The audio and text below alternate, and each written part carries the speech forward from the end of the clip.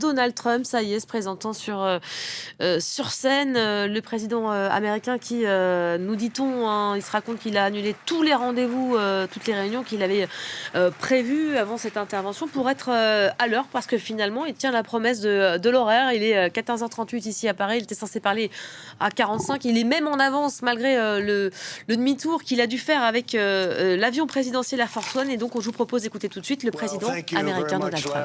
Merci beaucoup, Larry. C'est formidable de revenir dans cette belle ville de Davos en Suisse pour parler à tous ces dirigeants d'entreprises tellement respectés, à tant d'amis, quelques ennemis aussi, et tous les distingués invités. C'est un vrai who's who ici. J'assiste au Forum économique mondial de cette année avec des nouvelles absolument phénoménales qui proviennent des États-Unis. Hier, c'était le premier anniversaire de ma prise de fonction et aujourd'hui, après 12 mois à la Maison-Blanche, notre économie est en pleine croissance. Il y a un vrai boom de la croissance, de la productivité, des investissements, les revenus ne font qu'augmenter. L'inflation a été battue. Nos frontières, qui étaient ouvertes à tout vent, sont maintenant fermées et quasiment impénétrables. Et les États-Unis sont en plein retournement économique. Et ça n'a jamais été pareil dans l'histoire de notre pays sous Biden. L'Amérique souffrait du cauchemar de la stagflation, c'est-à-dire une croissance faible et une inflation forte, une recette de misère, d'échec, de déclin, alors que maintenant, au bout d'à peine un an de ma politique, c'est exactement le contraire. Quasiment plus d'inflation, une croissance économique extraordinairement élevée, une croissance, et vous le verrez sans doute bientôt, une croissance comme notre pays n'a jamais connue et sans doute aucun autre pays non plus. Donc, au cours des 3 derniers mois, l'inflation est à 1,6%. La croissance du 4e trimestre est prévue à 5,4%, bien plus élevée que même moi-même je n'aurais pu le prévoir. Depuis l'élection, la bourse a déjà dépassé 52 records.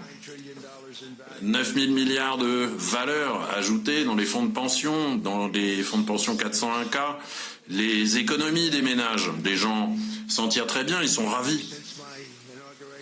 Depuis que j'ai pris mon poste, 1,2 million de personnes n'ont plus d'aide alimentaire. Biden n'avait obtenu que moins de 1000 milliards d'investissements. Moins que ça. En 4 ans. Et nous avons déjà des engagements de 18 000 milliards de dollars. Et je pense que le chiffre définitif sera probablement plus proche de 20 000 milliards d'investissements. Personne, aucun pays n'a jamais réussi ça, jamais dans l'histoire. Il y a à peine un an, avec les démocrates, nous étions un pays moribond. Nous sommes maintenant le pays le plus génial du monde. En fait, l'économie américaine est en chemin pour atteindre une croissance 2 fois supérieure à ce qu'avait prévu le FMI en avril dernier. Une croissance, avec ma politique de croissance et de droits de douane, ça devrait être beaucoup plus élevé que cela, ça pourrait. Tout ça sont des nouvelles géniales. Géniales pour le monde entier, puisque les États-Unis sont le moteur économique de la planète, et quand l'Amérique va bien, le monde entier va bien aussi. Quand les choses vont mal pour l'Amérique, elles vont mal pour le reste du monde. Vous nous suivez quand nous montons, vous nous suivez aussi quand nous descendons. Je ne pense pas qu'on aurait réussi à faire ça aussi vite. Quelle surprise. Je pensais que ça prendrait plus d'1 an, peut-être, je sais pas, 1 an et 1 mois. Mais bon, tout ça s'est produit très vite. Donc cet après-midi, je voudrais vous parler de la façon dont nous recevons ce miracle économique, comme nous voulons améliorer la qualité de vie de nos concitoyens, comment nous pourrons aussi, peut-être, dans les pays dont vous venez, peut-être que vous aussi, vous pourrez aller mieux si vous suivez ce que nous faisons, puisqu'il y a des endroits en Europe qu'on ne reconnaît même plus, ils sont méconnaissables. Alors on peut débattre, mais il n'y a pas de débat. Je veux insulter personne. Mais il y a des pays européens que je ne reconnais plus. Et je dis ça de façon négative, évidemment. Moi, j'adore l'Europe. Et je veux que l'Europe aille mieux. Mais elle avance dans le mauvais sens, dans la mauvaise direction. Ces dernières décennies, à Washington, dans les capitales européennes, les gens pensaient que le seul moyen d'atteindre la croissance, c'était d'augmenter la dépense publique, d'ouvrir grand les portes à l'immigration, que les métiers soi-disant sales devraient être délocalisés, que l'énergie, le pétrole devait être remplacé par toute cette escroquerie de l'énergie verte, et qu'il fallait importer des populations de l'autre bout du monde. Voilà, c'est Sleepy Joe et d'autres gouvernements occidentaux, ce sont ces politiques-là qu'ils ont suivies de manière idiote. Ils ont tourné le dos à tout ce qui fait la richesse et la puissance des nations. Alors qu'il y a tant de potentiel dans tant de nations, le résultat, ça a été des déficits budgétaires, des déficits commerciaux records. Tout cela avec une vague de migration de masse comme on n'a jamais vu dans l'histoire de l'humanité. Franchement, il y a plein d'endroits dans notre monde qui sont en train d'être détruits sous nos yeux. Et leurs dirigeants ne comprennent même pas ce qui est en train de se passer. Et ceux qui comprennent n'y font rien. Quasiment tous les soi-disant experts avaient prévu que mes projets, que mon plan allait échouer et qu'allait mener à une récession mondiale et à une inflation très forte, mais ils ont tort, nous l'avons prouvé. C'est tout à fait le contraire. En un an, nous avons produit une transformation comme l'Amérique n'en a jamais connue en plus de 100 ans. Plutôt que de fermer des centrales, nous les ouvrons. Plutôt que de construire ces espèces de moulins à vent qui ne servent à rien, nous les démontons. Et nous n'approuvons plus de construction de nouvelles éoliennes. Plutôt que de permettre aux bureaucrates de prendre le pouvoir, eh bien nous les virons. Ils retrouvent du boulot dans le secteur privé, ils gagnent 2-3 fois plus que ce qu'ils gagnaient comme fonctionnaires. Donc, ils me détestaient quand je les ai virés, maintenant ils m'adorent. Plutôt que d'augmenter les impôts, nous les baissons. Et nous augmentons les droits de douane pour que ce soit les pays étrangers qui payent pour le mal qu'ils nous ont fait en 12 mois. Nous avons supprimé 270 000 postes de bureaucrates du gouvernement fédéral. C'est la plus grande réduction en un an depuis la fin de la Deuxième Guerre mondiale. Personne n'a cru, personne ne l'a vu venir, nous n'avions pas le choix. Pour que le pays aille mieux, on ne peut pas avoir autant d'emplois fédéraux. Les dépenses ont baissé de 100 millions de dollars, le déficit a baissé de 27% en une seule année, et il va continuer à baisser. Ce qui fait baisser l'inflation, qui avait atteint des records sous Biden.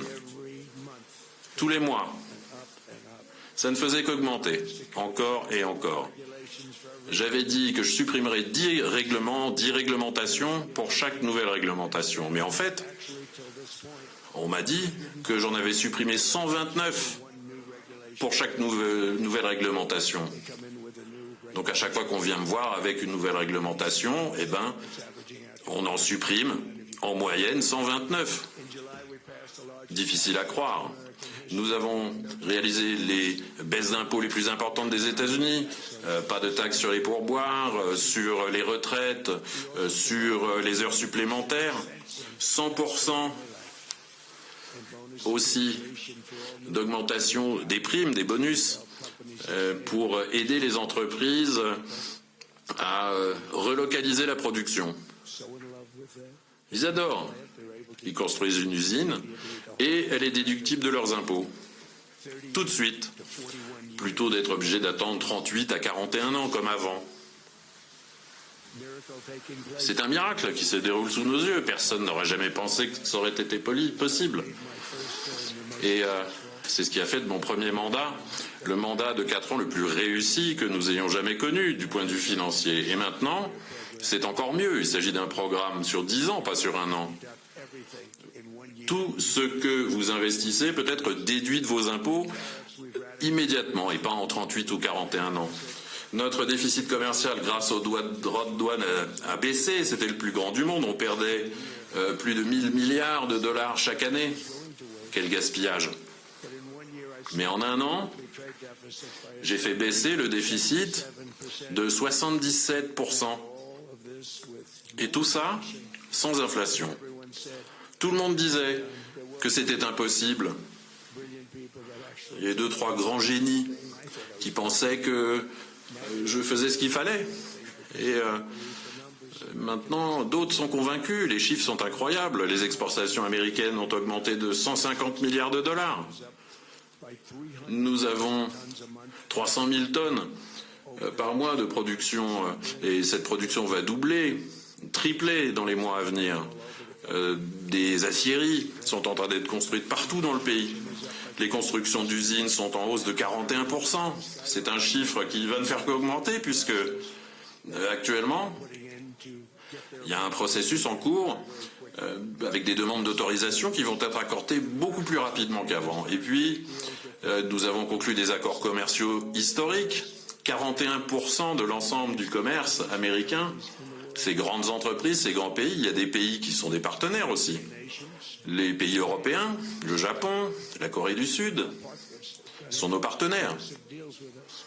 Ils ont signé des accords incroyables avec nous, surtout sur le gaz et le pétrole, et tout ça booste la croissance, booste la bourse, pas seulement aux États-Unis, mais tous les pays qui ont conclu un deal avec nous. Comme vous l'avez appris, évidemment, quand les États-Unis sont à la hausse, on vous tire vers le haut. C'est un postulat. J'ai arrêté ces politiques énergétiques qui faisaient monter les prix de l'énergie tout en supprimant des emplois et des usines. Évidemment, il y a les pires pollueurs du monde, mais sous Sleepy Joe, sous Biden, il y a une chute de 95% de production et une augmentation du prix de l'essence énorme.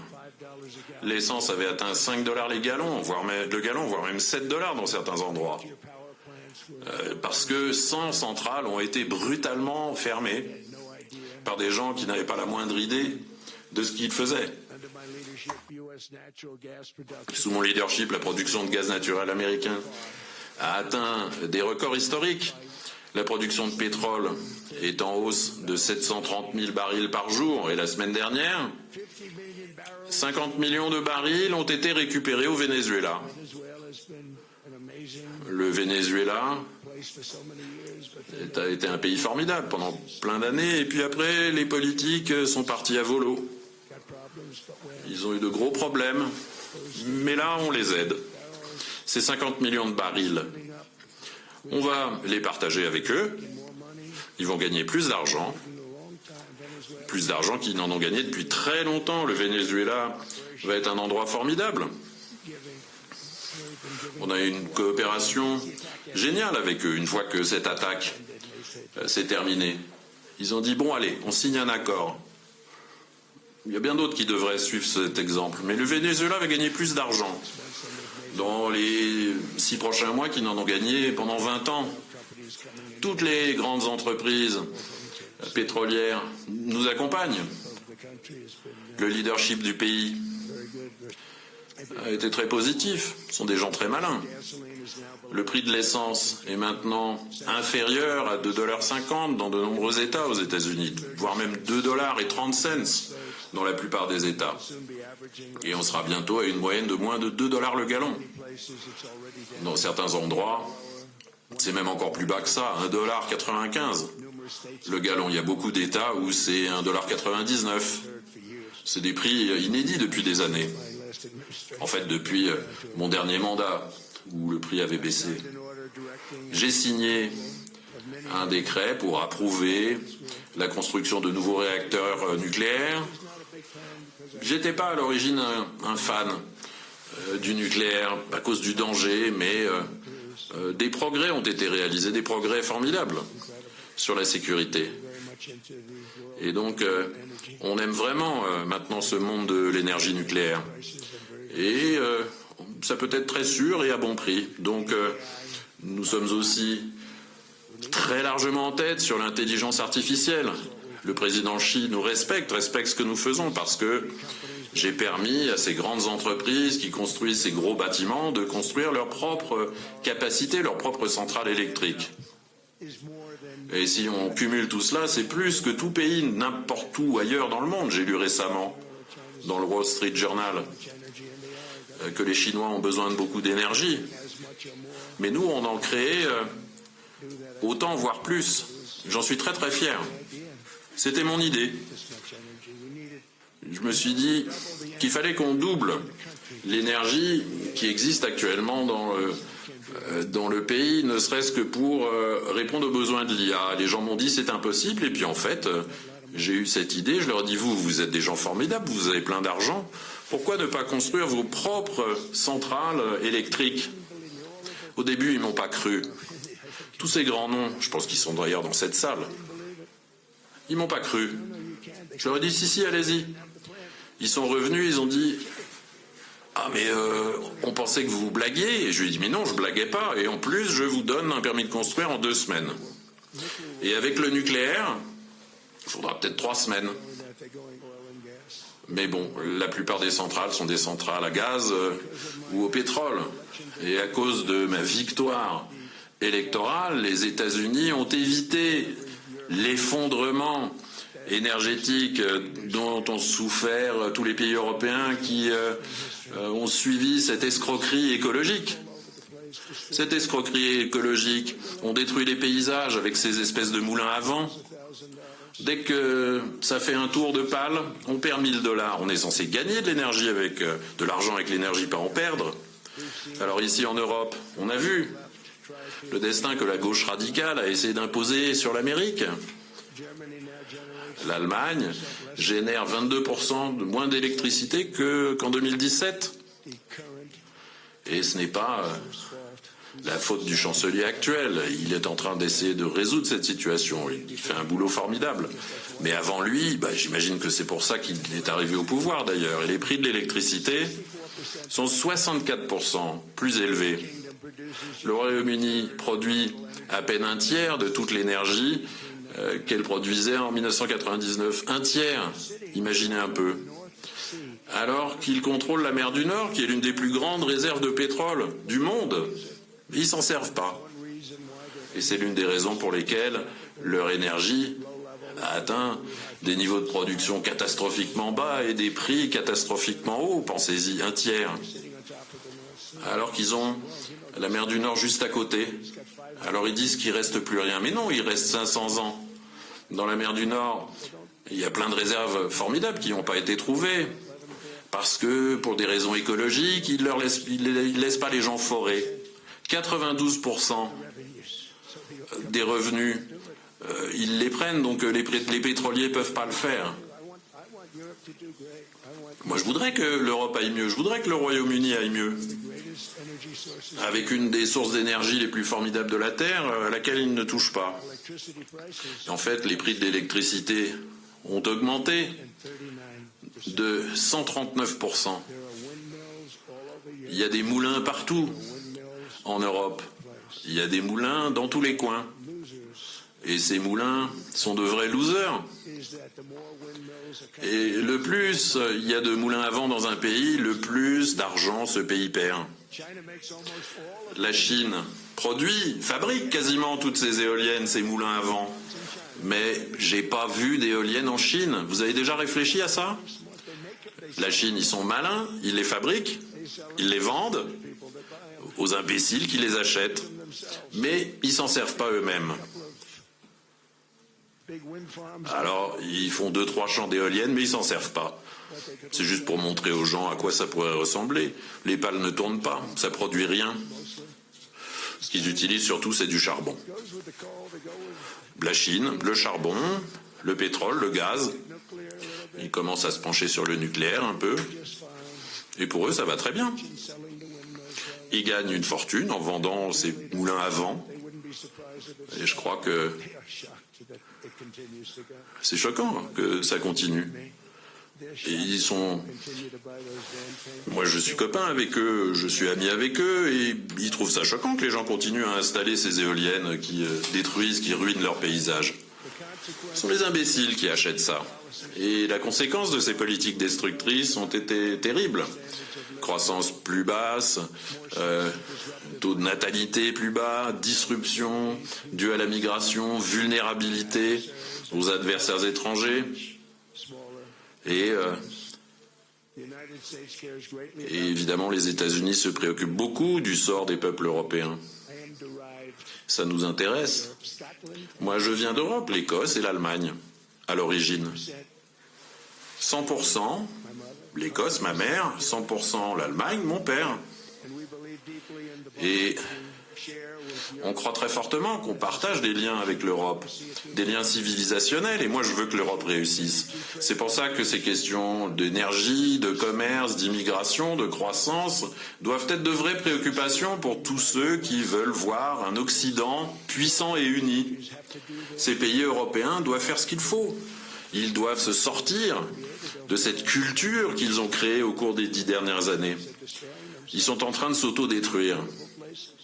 Des endroits tellement magnifiques. Nous voulons des alliés forts, pas des alliés affaiblis. Nous voulons que l'Europe soit forte. Et en définitive, ce sont des questions de sécurité nationale.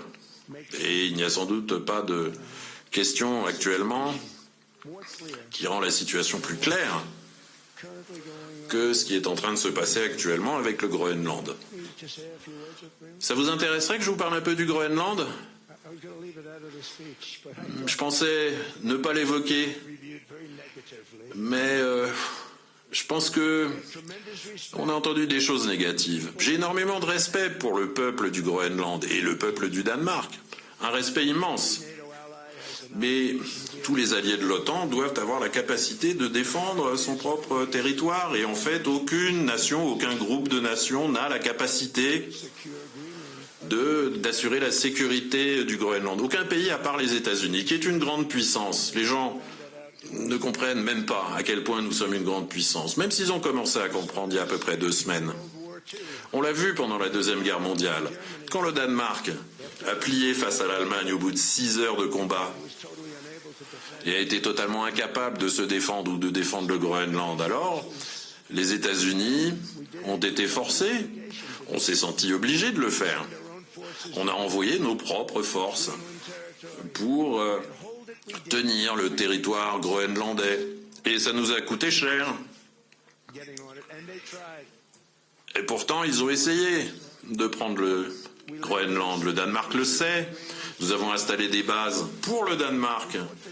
Au Groenland, on s'est battu pour le Danemark, pas pour quelqu'un d'autre, juste pour sauver le Groenland.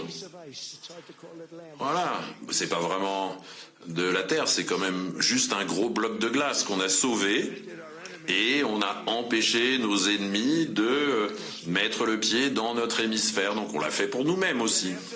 Et puis après la guerre qu'on a gagnée, qu'on a bien gagnée, sans nous, si on n'avait pas été là, vous parleriez sans doute tous allemand, peut-être un petit peu japonais. Après la guerre, nous avons rendu le Groenland au Danemark. Quelle stupidité! Mais on l'a fait quand même. On l'a rendu. Mais quelle ingratitude dont ils font preuve, dont notre pays et le monde font actuellement face à des risques beaucoup plus graves qu'auparavant, puisque à cause des missiles atomiques, des armes dont je ne peux même pas vous parler. Il y a 2 semaines, on nous a parlé d'armes dont personne n'avait même l'idée. Ils ont dit « Ah, regardez, on les a dans notre objectif, on peut tirer sur la gâchette, mais il ne s'est rien passé. Aucun missile anti-aérien n'est monté. Il y en a un qui est monté, il a dû monter d'à peu près 20 mètres, il s'est écrabouillé juste à côté des gens qui l'avaient lancé. Mais qu'est-ce qui se passait là ? Ces systèmes de défense ont été fabriqués par la Russie et par la Chine. Il va falloir sans doute retourner à la table à dessin. Le Groenland est un territoire vaste, non développé, quasiment inhabité, sans défense, dans un emplacement stratégique essentiel, stratégique entre les États-Unis, la Russie et la Chine, en plein milieu. Donc c'était moins important quand on l'a rendu. C'était pas la même chose qu'aujourd'hui. C'est ça l'importance. On a parlé des minerais, etc. Mais il n'y a pas de terres rares. Ça n'existe pas, les terres rares. C'est la transformation qui est compliquée. Mais il y en a plein des terres rares. En plus, là, pour les atteindre, il faudrait traverser des centaines de mètres de glace. C'est pas pour ça qu'on en a besoin. On en a besoin pour des raisons de sécurité stratégique, nationale et internationale. On a cette énorme île non sécurisée qui fait partie de l'Amérique du Nord, qui est à la frontière ouest de l'hémisphère ouest. C'est notre territoire. Et c'est donc un intérêt central de la sécurité des États-Unis d'Amérique. Et d'ailleurs, c'est notre politique depuis des centaines d'années. Nous voulons empêcher les menaces extérieures de pénétrer dans notre hémisphère. Nous avons réussi et nous n'avons jamais été plus forts. C'est pour ça que les présidents américains ont cherché à acheter, à acquérir le Groenland pendant quasiment 2 siècles. Ça fait 2 siècles que l'Amérique essaye. On aurait dû la garder après la Deuxième Guerre mondiale, mais bon, c'était un autre président.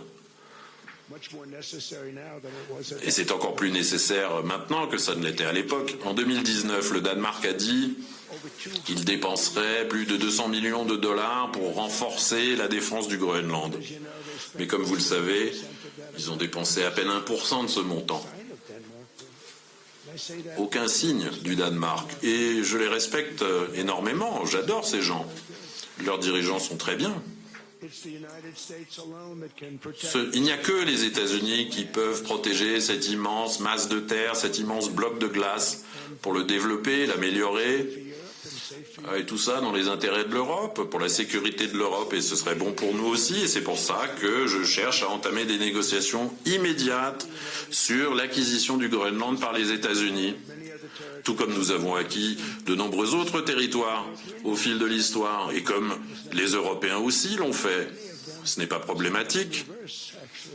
Il y en a qui ont même fait l'inverse, qui avaient une immense richesse, d'immenses territoires un peu partout dans le monde, et puis ils sont partis dans le sens inverse, ils se sont retrouvés dans la situation initiale.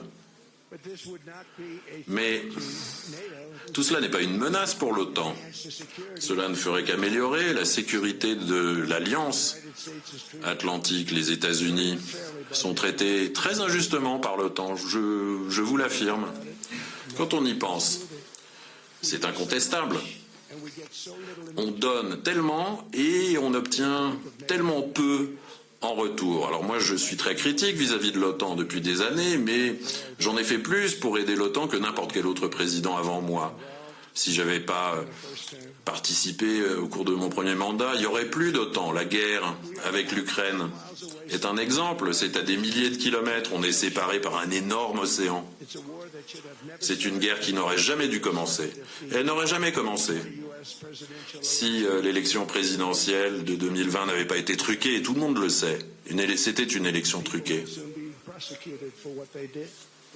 Il y a des gens qui vont être poursuivis en justice pour ce qu'ils ont fait. C'est peut-être du breaking news, mais en tout cas, c'est le cas. Des élections truquées. Nous avons besoin d'élections fortes, nous avons besoin de frontières fortes et d'une presse forte. Des frontières, des élections libres et des médias plus justes. Regardez les médias, ils sont incroyablement orientés. Mais ces médias perdent leur crédibilité. Réfléchissez, moi j'ai gagné une victoire incroyable, y compris dans tous les swing states. J'ai également gagné en nombre de voix, et toute la presse l'a traité négativement. Quelle crédibilité ont-ils? La presse doit être plus équitable. Mais on a aussi besoin de ces autres éléments. Et j'ai hérité d'une situation terrifiante. La frontière était grande ouverte. L'inflation était à fond. Rien n'allait aux États-Unis quand je suis arrivé, quand j'ai pris mon poste. Mais j'ai aussi hérité d'un bazar en Russie, en Ukraine. Poutine, je le connais très bien, on aurait pu en parler. C'était la prunelle de ses yeux, mais il n'aurait rien fait si j'avais été là. J'aurais dit non, tu feras rien, et il n'aurait rien fait. C'est terrible ce qui s'est passé. Moi, j'ai bien vu, après que j'ai quitté le pouvoir, Biden avait donné à l'Ukraine et à l'OTAN 350 milliards de dollars, une somme immense, énorme. Je suis arrivé, et puis comme sur la frontière sud, comme avec l'inflation, comme avec l'économie, j'ai dit, eh ben, ça va mal ici, mon pays. Tout cela était complètement incontrôlable. La frontière était incontrôlable, on a résolu le problème. Maintenant, c'est la frontière la plus solide du monde. Et puis, là, ça fait 1 an que je travaille sur cette guerre et j'ai résolu 8 autres conflits, un de Pakistan. J'ai résolu ça. Poutine m'a appelé sur l'Arménie, sur l'Azerbaïdjan. Ça faisait 35 ans que ça durait.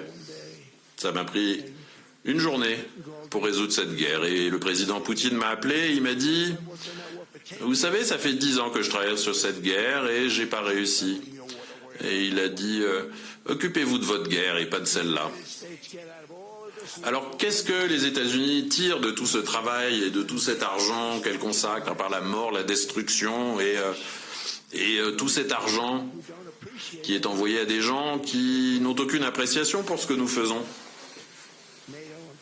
Je parle de l'OTAN, je parle de l'Europe. C'est à eux de travailler sur l'Ukraine. Les États-Unis, c'est très loin. On a un grand océan, un bel océan qui nous sépare.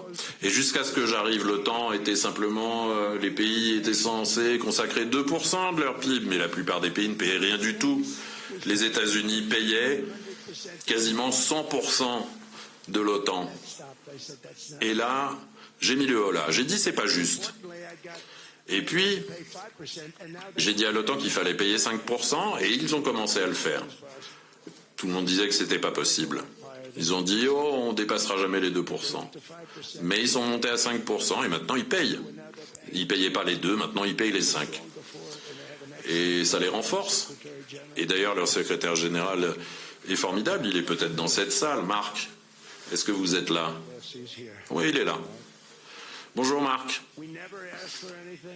On n'a jamais rien demandé. On n'a jamais rien obtenu. Et on n'obtiendra probablement rien d'autre, à moins que je décide d'utiliser la force. Et si on utilise la force, on serait inarrêtable. Mais je ne le ferai pas. Tout le monde fait « Oh, Dieu merci ». C'est probablement ma plus grosse déclaration du jour, parce que les gens pensaient que j'allais utiliser la force, mais j'ai pas envie d'utiliser la force, je n'utiliserai pas la force. Tout ce que les États-Unis demandent, c'est cet endroit qui s'appelle le Groenland. On l'avait déjà, on l'administrait et on l'a rendu au Danemark, il n'y a pas si longtemps que ça, après que nous ayons vaincu les Allemands, les Japonais et les Italiens dans la Deuxième Guerre mondiale, on leur a rendu. On était une grande puissance à l'époque, mais on est une encore plus grande puissance maintenant, depuis que j'ai reconstruit l'armée lors de mon premier mandat. Et je continue à le faire. Nous avons maintenant 1500 milliards de budget. Nous construisons des navires de guerre. Un navire de guerre 100 fois plus puissant que les grands navires de guerre de la Deuxième Guerre mondiale. Vous savez, ces sublimes navires, le Missouri, l'Iowa, l'Alabama. Je me suis dit qu'on pourrait peut-être les sortir du musée, les remettre en service. Ils ont dit « Ah non, monsieur, vous savez, ce sont des navires qui sont 100 fois plus puissants que ces vieux croiseurs de musée qu'on a pu voir et qu'on voit encore à la télé d'ailleurs. On les voit et on dit « Ah, formidable, quelle force !» 100 fois plus puissant, chacun de ces navires, que ces grands croiseurs, ces grands destroyers du passé. Donc voilà, on les a pas sortis des musées, pas sortis de la naphtaline. Donc, ce que l'OTAN nous a donné, c'est rien du tout, sauf d'avoir protégé l'Europe de l'URSS et maintenant de la Russie. On nous a jamais rien donné pour ça. On a juste payé, on a payé pendant des années jusqu'à ce que j'arrive. On a payé 100% des frais de l'OTAN puisqu'ils ne payaient pas leurs factures. Tout ce qu'on demande, c'est le Groenland en pleine propriété. Il faut la pleine propriété pour pouvoir défendre un territoire. On ne peut pas le défendre si on n'a qu'un bail. On ne peut pas le défendre d'un point de vue légal, juridique. Et puis psychologiquement, qui souhaite défendre un accord de licence ou un contrat de location sur un gros bloc de glace au milieu de l'océan, où si jamais il y avait une guerre, l'action se déroulerait là. Réfléchissez-y, ces missiles passeraient juste au-dessus du milieu de ce bloc de glace. Nous, tout ce qu'on veut de la part du Danemark pour la sécurité nationale et internationale et pour garder nos ennemis à distance qui sont potentiellement dangereux. C'est cette terre sur laquelle on va construire le dôme d'or le plus énorme jamais construit. Ça va être un dôme d'or qui, par sa nature même, défendra le Canada. Le Canada reçoit plein de cadeaux de notre part. Il devrait être moins ingrat. Le Premier ministre hier, il était un petit peu ingrat quand même, pas très reconnaissant. Le Canada existe grâce aux États-Unis, Marc. Il faudrait que vous en souveniez la prochaine fois que vous ouvrez la bouche. Ce qu'on a fait pour Israël, c'était formidable. Mais ce n'est rien par rapport à ce qu'on veut faire pour le Canada. Les États-Unis, on veut construire ce dôme, un dôme unique. On l'a fait pour Israël. Bibi, arrête de dire que ce dôme, c'est toi, c'est notre technologie, c'est notre matériel. Donc ils ont eu du bon coup, ils ont été courageux, ils ont réussi à détruire la menace nucléaire iranienne de façon incroyable. Personne n'avait jamais vu un truc pareil. Et le Venezuela, la destruction de Salmani, de al-Baghdadi, quand il a essayé de remonter, tout ça a été parfaitement exécuté. Tout le monde a été parfaitement exécuté. D'ailleurs, un expert militaire m'a dit « Tout ce que vous avez fait, monsieur, a été parfaitement exécuté. » J'ai dit « Oui, je sais. » Alors si d'autres présidents ont souhaité dépenser des milliards et des milliards de dollars sur l'OTAN et n'avoir jamais rien reçu en retour, eh ben on n'avait rien demandé en retour. C'était vraiment à sens unique. Maintenant ils veulent qu'on les aide sur l'Ukraine. Moi j'aide. La semaine dernière, il y avait 10 000 soldats, mais le mois précédent, 31 000 soldats sont morts. 31 000. C'est quoi? C'est cette salle fois le nombre de personnes qui sont dans cette salle fois 30. Pensez-y un peu.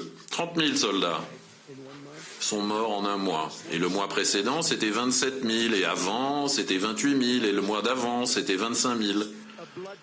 C'est un bain de sang, là-bas. Et c'est ça que je veux faire cesser. Ça sert à rien pour les États-Unis. Vous savez, ce sont de jeunes âmes, des jeunes qui vous ressemblent, qui ressemblent à certaines personnes qui sont assises ici au premier rang. Leurs parents sont fiers, ils partent à la guerre. Et 2 semaines après, on les appelle, on dit ils se sont fait arracher la tête. Votre fils s'est fait arracher la tête. C'est une guerre atroce. La pire guerre depuis la Deuxième Guerre mondiale. Et s'ils continuent, ils finiront par dépasser la Seconde Guerre mondiale. On ne veut pas en parler, mais il y a énormément de morts. L'Ukraine et la Russie. Des chiffres incroyables. Alors, je discute avec le président Poutine. Il veut trouver un accord. J'en discute aussi avec le président Zelensky, que je vais le rencontrer aujourd'hui. Peut-être qu'il est dans la salle aussi. Mais il faut arrêter cette guerre. Il y a trop de gens qui meurent, sans raison, de façon inutile. Nous perdons toutes ces belles âmes. C'est pour ça que ça m'intéresse. C'est ma seule raison. Mais ce faisant, j'aide l'Europe, j'aide l'OTAN. Et ces derniers jours, quand j'en parlais, les gens m'adoraient. Ils m'ont appelé papa la dernière fois. Ils ont dit « Ah, c'est notre papa. C'est lui le chef. » Donc voilà, j'étais le chef, le papa, et maintenant je suis un type affreux. Donc moi, ce que je demande, c'est juste un bloc de glace où il fait froid, au milieu de nulle part, mais qui peut jouer un rôle vital pour la paix mondiale et pour la protection du monde. Je ne demande pas grand-chose par rapport à ce qu'on a donné pendant des décennies. Mais le problème avec l'OTAN, c'est qu'on sera là, derrière eux, à 100%. Mais je ne suis pas sûr que l'inverse serait vrai. On leur a donné... On les appelle, par exemple, on dit « Ah, messieurs, on est attaqué par tel ou tel pays. » Eh bien, je ne suis pas sûr qu'ils répondraient. Je sais que nous, on serait là pour eux. Je ne suis pas sûr qu'eux seraient là pour nous. Avec tout l'argent qu'on a dépensé, avec tout ce sang, cette sueur et ces larmes, je ne suis pas sûr qu'ils seraient là. Ils ne sont pas là pour nous sur l'Islande. Ça, je vous le dis. Regardez, la bourse a chuté hier à cause de l'Islande. Et l'Islande nous a déjà coûté pas mal d'argent, ce qui n'est pas grand-chose. Et en fait, cette bourse-là, on va doubler la bourse. Ça va atteindre les 50 000 points et ça va doubler assez vite, grâce à tout ce qui est en train de se passer. Mais ça, c'est un bon exemple. Après avoir donné à l'OTAN et aux pays européens des milliards et des milliards de dollars pour leur défense, ils achètent nos armes, on construit les meilleures armes du monde, mais maintenant on va les construire plus vite, les fabriquer plus vite. Il va y avoir les salaires, il ne va pas y avoir de rachat d'actions, différentes choses qu'ils faisaient dans ces entreprises. Quand ils gagnaient 50 millions de dollars, il leur fallait 3 ans pour vous livrer un missile Patriot. C'est pas bon. Même mon chauffeur, il serait capable de travailler plus vite que ça. Et lui, il gagne quand même moins que ça. Donc, s'ils veulent gagner de gros salaires, il va falloir qu'ils produisent plus vite. On a le matériel militaire le plus formidable et il va falloir le fabriquer plus vite avec de nouvelles usines. Et tout cet argent qui est consacré à ces rachats d'actions, eh bien, servira à construire des usines. Les entreprises de l'armement, de la défense ne pourront plus effectuer ces rachats d'actions. Ils vont fabriquer des Tomahawk, des Patriots. On a le meilleur matériel, des F-35, des F-47, le nouveau là qui va sortir. On dit que c'est l'avion le plus destructeur, le chasseur le plus destructeur jamais construit. Ils l'appellent le 27, le 47, je sais pas, je vais enlever le 47. Pourquoi ils l'ont appelé 47? Mais ça me plaît pas. Je vais le rebaptiser. Alors c'est le premier avion de 6e génération, indétectable, comme nos bombardiers B-2, qui sont passés au-dessus de l'Iran sans être détectés. Ils ont fait le boulot et ils sont repartis. Donc nous, on veut un bloc de glace pour la protection du monde. Et ils ne veulent pas nous le donner. On n'a jamais rien demandé d'autre. On aurait pu le garder. On aurait pu le garder cette terre, ce territoire. Alors, vous avez le choix. Vous pouvez dire oui, et on appréciera, ou vous pouvez dire non, et on s'en souviendra. Une Amérique forte et sûre, ça veut dire une OTAN forte et sûre. Et c'est pour ça que je travaille pour que notre armée soit très puissante, pour que nos frontières soient solides, pour que notre économie soit solide, parce que la sécurité nationale exige une prospérité et une sécurité économique, et elle n'a jamais été aussi bonne. Biden et ses alliés ont détruit notre économie et nous ont donné sans doute la pire inflation que l'Amérique ait jamais connue. Ils disent depuis 48 ans, moi je dis depuis toujours, mais déjà 48 ans, c'est quasiment depuis toujours. 48 ans ou depuis toujours, c'est affreux. Ça coûte à un foyer 33 000 $ par an. Et ce qu'ils ont fait à ce pays ne devrait jamais être oublié. Donc c'est sans doute le pire président, et de loin, qu'on ait jamais eu. C'est lui qui est responsable de la plupart des dégâts qui ont été faits. Il était idiot, sans doute un peu dérangé, puisque personne n'aurait pu faire ça. On regardait aussi, là maintenant on fait baisser le prix des loyers, le prix des emprunts immobiliers, le prix des soins médicaux. On a fait un boulot formidable en 12 mois. Avec ma politique de la nation la plus favorisée sur les prix des médicaments, le prix des médicaments sur ordonnance a baissé. Baissé de quasiment, parfois de 90%, ça dépend comment on calcule, on peut même dire 5, 6, 7, 800% de baisse. Il y a deux façons de calculer le pourcentage. Mais on a une politique de la nation la plus favorisée. Personne n'a réussi à l'obtenir. Moi, je l'ai obtenu. Et donc, il a fallu que j'utilise des droits de douane, puisque le gens dit « Ah non, on ne veut pas ». Donc, par exemple, une pilule qui coûte 10 $ à Londres et 230 $. Une pilule à 10 $ à Londres coûte 130 $ à New York ou à Los Angeles. Et là, j'ai dit, c'est dingue. Mes amis me disaient, tu peux aller à Londres, acheter ce médicament pas cher, partout dans le monde, tu peux l'acheter moins cher. Parce que, en gros, l'Amérique subventionnait tous les pays du monde. Parce que les présidents l'ont permis. Donc, J'ai montré des dents, là, j'ai appelé Emmanuel Macron. Hein? Je l'ai vu hier avec ses magnifiques lunettes de soleil. Qu'est-ce qui s'est passé? Bon, je l'ai regardé. Il faisait le dur. Mais bon, à $10 la pilule, et je lui ai dit, Emmanuel, et tous les labos pharmaceutiques étaient d'accord. Pas d'accord, ils sont malins, ça fait des années qu'ils nous escroquent comme ça. Mais ils ont fini par abandonner, ils ont dit, ah oui, mais les pays n'approuveront jamais tout ça. J'ai dit, bah pourquoi? Ils ont dit, mais non, ils ont dit, on veut pas payer plus. Voilà, récupérez votre argent aux États-Unis. Donc nous, nos prix n'ont cessé d'augmenter. Donc on payait 13, 14, 15 fois plus que certains autres pays. Alors j'ai dit, non, non, ils seront d'accord à 100%. Et je le garantis, les labos me disaient mais non. Et j'ai commencé avec Emmanuel, vous le savez sans doute.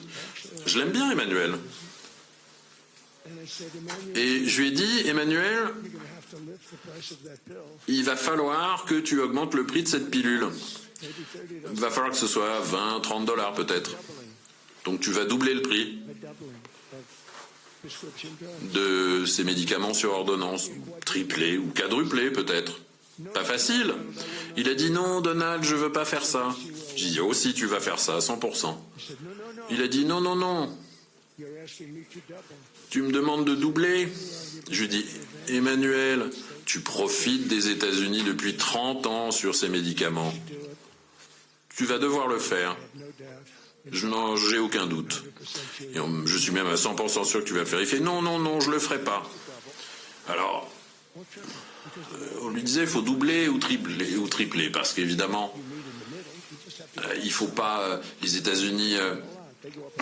Il faut que eux montent un peu et puis nous on veut bien baisser. Donc disons nous on est à 130, eux ils sont à 10. Donc eux ils passent à 20 ou 30, pas plus.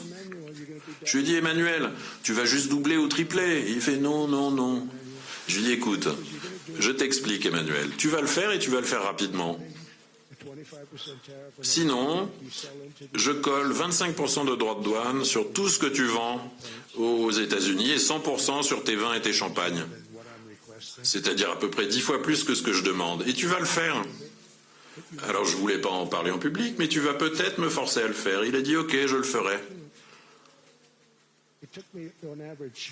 Ça m'a pris 3 minutes, en gros, par pays. Je leur expliquais la même chose. Je leur ai dit, tu vas le faire. Ils disaient, ah non, non, non, on fera pas ça. Vous me demandez de doubler le prix de ces médicaments? J'ai dit, ah oui, absolument. Parce que vous nous baisez depuis 30 ans là-dessus. Et ils ont dit, ah non, on le fera pas. J'ai fait, oui, oui, c'est bien. Lundi matin, je vous colle 25, 30, 50, je donnais un chiffre différent à chaque pays. C'est aussi une question de sécurité nationale. C'est pas juste, on va pas subventionner le monde entier. Et chacun de ces pays a été d'accord pour le faire. Donc voilà, ce sont toutes les choses que j'ai pu faire. Nous payons aujourd'hui des prix beaucoup moins élevés. Les prix des médicaments vont baisser jusqu'à 90%. Alors on pourrait dire 1000%, 2000%, tout dépend de la méthode de calcul. Imaginez 90%, c'est énorme. En tout cas, les prix des médicaments vont baisser dans tous les pays. Voilà, ça a été fait. Et sans les droits de douane, je n'y serais pas arrivé. Après le déclin sous Biden, les revenus sont en augmentation, 2000, 3000, 5000 dollars. La propriété a toujours été un symbole aux États-Unis, un indicateur de la bonne vigueur de l'économie. Et puis les choses sont devenues très difficiles sous Biden parce que les taux d'intérêt étaient particulièrement élevés. Aujourd'hui, j'agis pour que nous puissions revenir à ce rêve américain qu'est la propriété. Nous investissons. Il y a des investisseurs ici dans cette salle. J'ai des amis. Je vous ai vu. Je sais que vous êtes présents ici. Et vous avez également les Américains investissaient lorsqu'ils le pouvaient. Et vous savez, aujourd'hui, ce que l'on voit, c'est que c'est les problèmes de dépréciation sur les prix des maisons qui sont souvent rachetés par des entreprises. On voit des entreprises qui achètent 500 maisons par-ci, des milliers de maisons, et cela entraîne la chute des prix. Et c'est évidemment injuste pour des gens qui travaillent dur. Ces maisons sont construites pour des familles et non pas pour des entreprises. L'Amérique ne doit pas venir une entreprise qui loue, où les gens vivent dans des maisons ou dans des appartements qu'ils louent. C'est injuste, ce serait complètement injuste. Il faut que les gens puissent acheter leur logement. Et nous sommes en train de travailler pour passer de nouvelles lois. L'une des grandes barrières, c'est la dette, et également ce sont les taux d'intérêt extrêmement élevés sur les cartes de crédit, des taux d'intérêt qui sont imposés sur les Américains, 28%, 30%, 31%, 32% d'intérêt. C'est absolument énorme. Pour aider nos citoyens, pour se remettre du désastre causé par Biden, qui était un président affreux, absolument affreux, je demande au Congrès de limiter les taux d'intérêt sur les cartes de crédit à 10% pendant une durée d'1 an. Cela devrait aider des millions d'Américains avec leur épargne. Ils ne le savent même pas. Ils ne savent pas qu'ils payent 28% d'intérêt. Et c'est ainsi qu'ils finissent par être obligés de renoncer à leur logement. Je travaille également sur l'importance des cryptos. Je veux que l'Amérique reste la capitale des cryptos. J'ai récemment fait passer une loi sur la structure et sur la réglementation des marchés des cryptos. Le Bitcoin, évidemment, j'espère que d'ici très peu de temps, nous pourrons donner plus de liberté financière aux Américains. Je l'ai fait pour des raisons politiques et je pense que c'était bien de le faire. Et puis, il y avait aussi la question de la Chine. La Chine souhaitait ce marché. Comme il souhaite le marché de l'IA, on a verrouillé ce marché. Je ne l'ai pas fait. Biden était contre. Et avant l'élection, lorsqu'ils ont réalisé qu'il y avait des millions de personnes qui votaient contre eux à cause des cryptos, ils se sont mis à adorer les cryptos. Mais c'était trop tard. C'était trop tard. C'est quelque chose qui est politiquement populaire. Mais avant tout, il faut verrouiller ce marché avant que les Chinois ne verrouillent ce marché. Et je suis très heureux d'avoir pu le faire. Et puis pour terminer, j'ai demandé aux institutions de racheter des prêts pour remonter ou faire baisser les taux d'intérêt sur les prêts immobiliers. Voilà, on avance. On avance.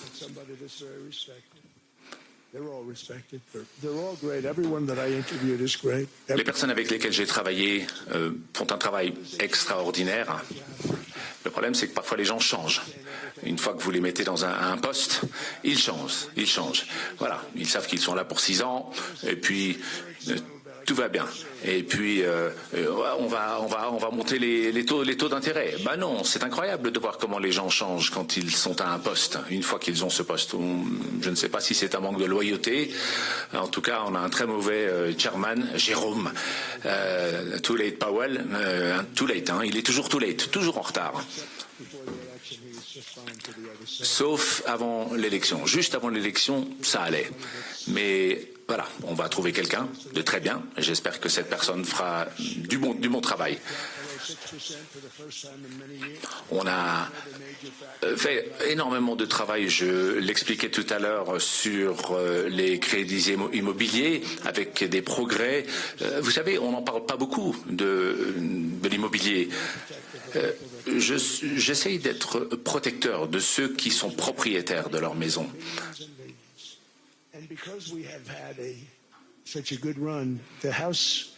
La valeur immobilière, la valeur des maisons a énormément augmenté et des gens qui possédaient sont devenus riches, parfois extrêmement riches, parce qu'ils étaient propriétaires.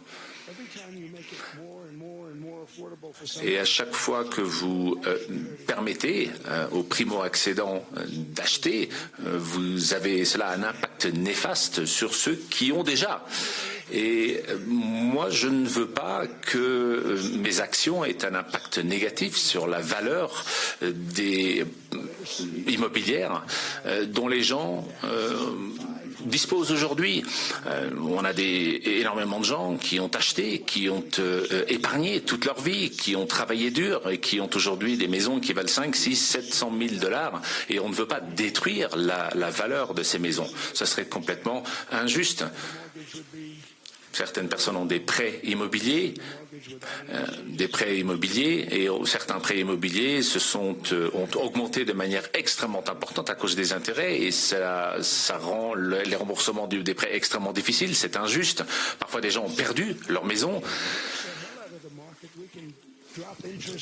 Alors, on peut faire baisser les taux d'intérêt. Et c'est ce que nous souhaitons faire parce que c'est bon pour tout le monde, diminuer les taux d'intérêt. Le fait est que nous devrions payer beaucoup moins d'intérêt. Beaucoup, beaucoup moins. Nous devrions payer les taux d'intérêt les moins élevés de tous les pays parce que sans les États-Unis, rien n'existerait. Je vais vous raconter une petite histoire à propos de la Suisse. Les Suisses font de très belles montres, très belles montres, des Rolex, etc. Mais ils payaient rien aux États-Unis quand ils envoyaient leurs produits aux États-Unis. Et un déficit de 41 milliards de déficit. Je suis passé en avion tout à l'heure, en hélicoptère, c'est magnifique. Alors j'ai dit voilà, allez, un droit de douane de 30% pour récupérer ne serait-ce qu'une petite partie. On ne récupérera pas tout, il y aura toujours un déficit. Mais bon, vous imaginez, c'était un énorme déficit. J'ai dit allez, droit de douane. Différents droits de douane en fonction des pays, évidemment. Je crois que c'est juste, au final, pour tout le monde. Donc 30% de droits de douane sur la Suisse, et tout à coup, tout a changé. Ils m'ont appelé, vous ne pouvez même pas imaginer. Alors, la Suisse est un endroit formidable, avec des gens extrêmement brillants, mais je ne m'étais pas rendu compte qu'ils étaient brillants grâce à nous. Et puis, des exemples, il y en a beaucoup d'autres. Je crois qu'il y a beaucoup de pays qui sont ce qu'ils sont grâce à nous, parce qu'on ne leur a jamais demandé de payer quoi que ce soit. Ils arrivent, ils vendent leur montre, pas de droit de douane, ils rentrent chez eux, ils gagnent 41 milliards de dollars au passage, grâce à nous, juste avec nous. J'ai dit attendez, non, c'est pas possible. Le déficit est encore là, il est encore substantiel, mais bon, les droits de douane sont là, 30%. Je crois que le Premier ministre, non pas le Président, mais le Premier ministre, une femme m'a appelé, et elle répétait, elle disait non, c'est pas possible, vous ne pouvez pas nous faire ça, pas 30%. Nous sommes un petit pays. Et je lui dis oui, d'accord, un petit pays, mais vous avez un déficit énorme avec nous. Alors vous êtes peut-être petit, mais le déficit il est énorme. Elle m'a dit non, c'est pas possible, ne faites pas cela. Elle répétait encore et encore, non, on est un petit pays, Je dis oui, vous êtes un petit pays certes, mais vous êtes un grand pays. Voilà, elle m'a pas pris, pas géré la chose comme il fallait avec moi. Hein. Elle m'a dit ne faites pas cela. Je lui ai dit madame, je vous remercie. On est passé à 39, voilà, de 30 à 39. Et là, vraiment, ça s'est mal passé. Hein. Là, j'ai eu des visites, Rolex est venu me voir, ils sont tous venus me voir. Hein. Et puis, je me suis dit, mais bon, en même temps, j'ai pas envie de faire de mal aux gens. Donc, on a baissé un peu. Et aujourd'hui, ils payent des droits de douane.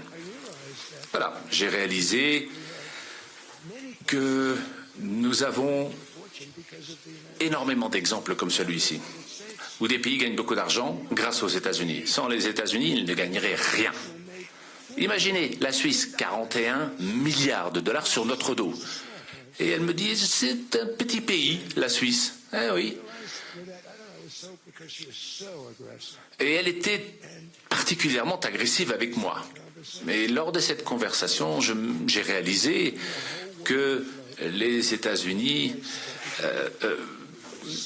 avait contribué. Je peux vous donner d'autres exemples. Je regarde le public, je connais un certain nombre de personnes ici. Il y en a d'autres. Oui, je vois que vous baissez la tête pour pas que vous pointe du doigt. Tout le monde a profité des États-Unis. Je pense que j'ai été juste. Voilà, droit de douane, ok, ça passe. Droit de douane. Mais sans nous, sans les États-Unis, c'est plus la Suisse. Hein.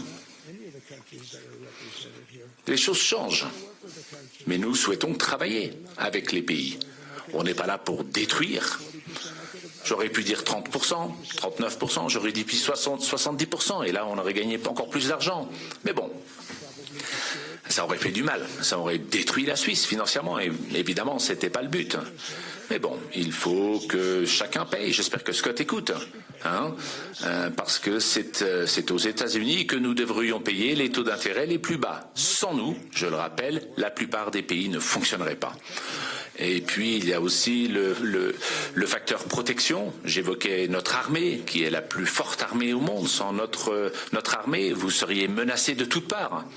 Vous ne pouvez même pas imaginer. Il n'y a pas ces menaces, parce qu'on est là. Et parce que l'OTAN est là. Vous savez, fut un temps, je disais, j'étais le genou dans la salle. Aujourd'hui, je suis plus vraiment le genou. Bon, je suis pas vieux non plus. On va dire que je suis un peu plus vieux. Mais il n'y a pas si longtemps que ça, il y a 20, 25 ans. Allez, lorsqu'il y avait de bonnes nouvelles sur les États-Unis. Les États-Unis ont eu un trimestre extraordinaire, un mois extraordinaire. La bourse montait. Aujourd'hui, quand on entend que les États-Unis ont battu un record trimestriel, c'est extraordinaire, l'économie américaine va bien, on voit que c'est l'inverse. La bourse chute, parce que les gens se disent « Oh là là, c'est l'inflation, ils vont augmenter les taux d'intérêt. » Et oui, des idiots comme Powell, et c'est exactement ce qu'ils font, ils augmentent les taux d'intérêt, et ça vous empêche de réussir. Auparavant, on avait un bon trimestre, un bon semestre. La bourse se portait à merveille, et c'était normal. Aujourd'hui, quand on fait un bon mois, c'est exactement l'inverse. On a fait plus de 5%. Les gens étaient étonnés, on devrait être à 20%, 25%. Quand on annonce de bons résultats, de bons chiffres, les gens sont pétrifiés, notamment à cause de l'inflation. La croissance, c'est pas de l'inflation. On a eu énormément de croissance avec une inflation basse. La croissance peut même battre l'inflation ou réduire l'inflation. Donc nous souhaitons revenir à l'époque où, quand on annonçait de bons résultats, d'ailleurs on va annoncer de très bons résultats, je vous le dis, hein, on va annoncer des résultats extraordinaires, notamment sur l'immobilier. J'évoquais le chiffre, 18 000 milliards d'investissements. Je pense que il y a quelques années,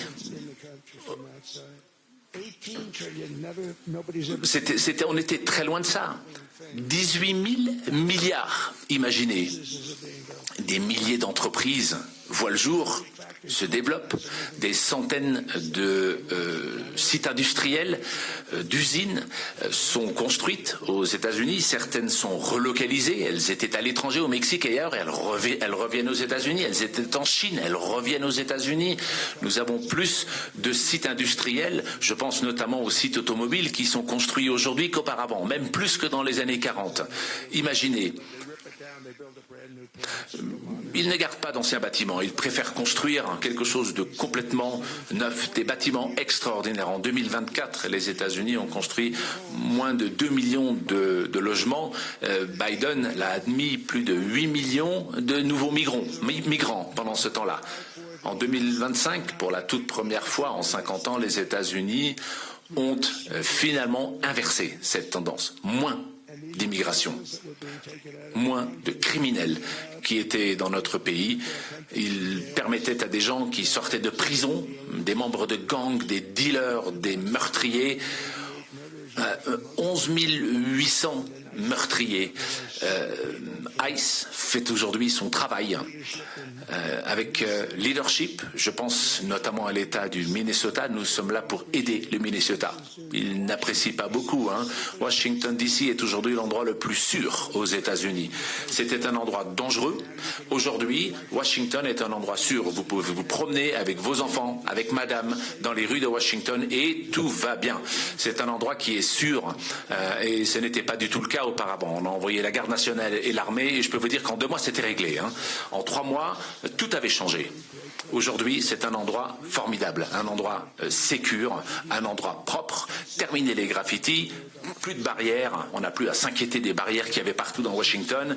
Aujourd'hui, l'herbe est coupée, la ville est une jolie ville. Vous verrez, dès le printemps, Washington verdira, de nouveaux restaurants s'ouvrent. Aujourd'hui, vous voulez aller manger au restaurant à Washington, c'est difficile parce que il y a énormément de monde. Memphis, dans le Tennessee, la Nouvelle-Orléans, on a baissé le taux d'homicide de 64%. Imaginez, très peu d'homicides aujourd'hui. Nous sommes aussi là pour aider la Californie. Je sais que Gavin était là. Je m'entendais bien avec lui auparavant. Et je serais ravi de pouvoir les aider. On les a beaucoup aidés. On a beaucoup aidé Los Angeles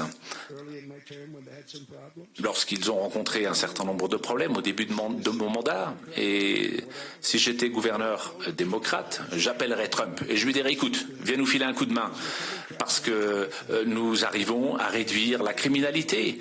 On arrive à virer des criminels professionnels, on les ramène chez eux, dans leur pays. Voilà, nous les mettons dehors. Ce que nous avons fait est formidable et nous avons une capacité de le faire bien supérieure. Nous avons réduit le nombre d'immigrants qui n'avaient pas de papier, qui profitaient du système américain. Il n'y a plus de paiements qui sont aujourd'hui faits vers certaines villes qui protégeaient ces criminels et des meurtriers, des dealers et j'en passe, des fous. Ils ont vidé certaines institutions où vivaient des personnes qui étaient des malades mentaux. Ils les ont vidés pour les envoyer aux États-Unis. Eh bien, nous les renvoyons chez eux. Avec des montants considérables qui sont volés, notamment par des bandits somaliens. Voilà, pas très intelligents. Voilà, mais ils ont réussi à voler beaucoup d'argent au Minnesota. Voilà. Aujourd'hui, on les vire, un peu de la même manière qu'on a tiré sur les bateaux au Venezuela. Voilà, on les coule.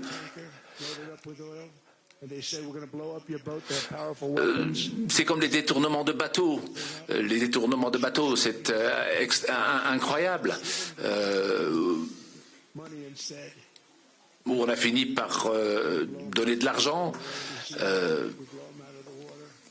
Mais vous l'avez vu, on tire sur ces bateaux et curieusement, il y a beaucoup moins de pirates. Certains navires, y compris des sous-marins, livraient de la drogue. Ils sont conçus pour transporter de la drogue. Alors les démocrates n'y croyaient pas, en nous disant « Ah oui, mais attendez, c'était des bateaux de pêcheurs. » Non. Alors déjà, un sous-marin, ce n'est pas un bateau de pêche.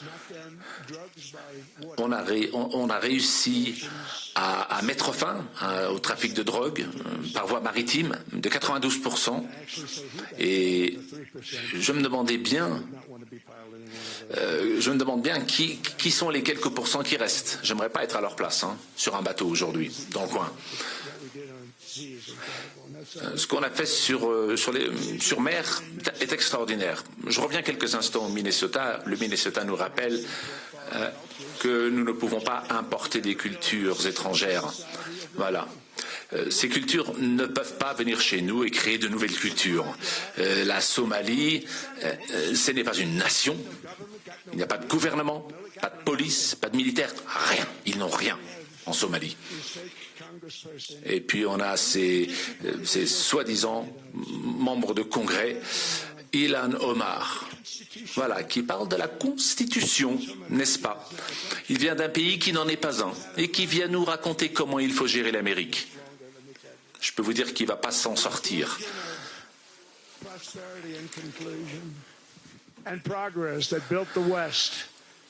La prospérité de nos pays vient notamment de notre culture. Nous avons un héritage précieux, les Européens et l'Amérique, un héritage que nous partageons et qu'il faut préserver. Nous devons devenir forts, plus prospères que jamais. Nous devons défendre nos cultures et redécouvrir l'esprit qui a permis à nos pays de devenir ce qu'ils sont devenus, ce qu'ils sont aujourd'hui. Nous vivons une époque de changement, de bouleversement. Nous vivons une période extraordinaire. Essayons d'en profiter. Entre nos mains, nous avons des technologies que nos ancêtres ne pouvaient imaginer, dont ils ne pouvaient même pas rêver. C'est arrivé très vite. Il y a 2 ans, personne ne connaissait l'IA. Aujourd'hui, tout le monde en parle, avec des vertus, aussi des dangers et des risques. Alors attention, il faut se méfier, mais des choses extraordinaires peuvent être réalisées. Nous sommes leaders. Des opportunités sont de plus en plus nombreuses, plus grandes que jamais. Nous avons l'histoire devant nous. Il y a des pionniers dans cette salle, des entrepreneurs pionniers, des personnes brillantes. Et vous avez tout cela devant vous.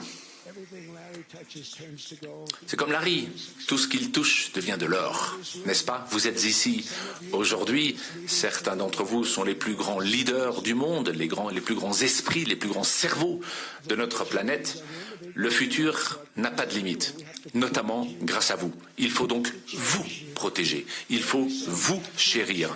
Et je le dis souvent, il faut chérir ceux d'entre nous qui sont les plus brillants. Il n'y en a pas beaucoup. Voilà. Donc avec confiance, audace, je vous invite à faire cela pour faire croître nos économies, notre destin, construire un avenir pour nos citoyens plus ambitieux, plus enthousiasmant, plus inspirant, mieux que tout ce que le monde a pu voir jusque-là. Nous avons la possibilité de le faire. C'est entre nos mains. Et beaucoup de personnes dans cette salle le font. Et j'aimerais vous soutenir, vous remercier parce que vous êtes capable de faire des choses que personne ne sait faire. Je vous félicite pour vos succès. Les États-Unis sont de retour, plus forts, plus grands, plus que jamais. Et j'espère vous voir très bientôt. Merci beaucoup.